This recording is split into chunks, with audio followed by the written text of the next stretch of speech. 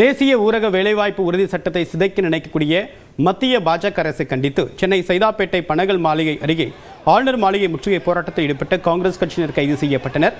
விவரங்களோடு இணைகிறார் நம்முடைய செய்தியாளர் லிபிகா. விவரம் என்ன?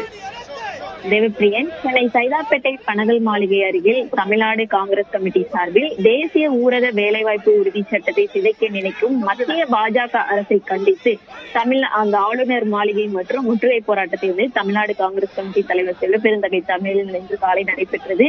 போராட்டத்தில் ஈடுபட்ட 500க்கும் மேற்பட்டவர்களை காவல்துறையினர் கைது செய்திருக்கிறார்கள். மத்திய பாஜக அரசை கண்டித்து பனகல் மாளிகையில் இருந்து ஆளுநர் மாளிகையை நோக்கி முற்றுகை போராட்டத்தில் ஈடுபட்ட 500க்கும் மேற்பட்ட காங்கிரஸ் கட்சியை சேர்ந்தவர்கள் தற்போது கைது செய்யப்பட்டிருக்கிறார்கள். மத்திய அரசுக்கு எதிராக கையில் பதாகைகள் ஏந்தியும் கோஷங்களை எழுப்பியும் போராட்டத்தில் தொடர்ந்து ஈடுபட்டனர். குறிப்பாக பிரதமர் மோடியினுடைய உருவப்படத்தை எரித்து இன்றைய தினம் கண்டனத்தை வந்துட்டு காங்கிரஸ் சார்பில் தெரிவிக்கப்பட்டது.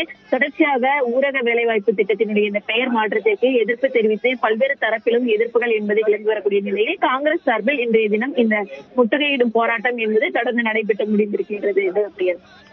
விரிவான தகவலுக்கு நன்றி லிபிகா.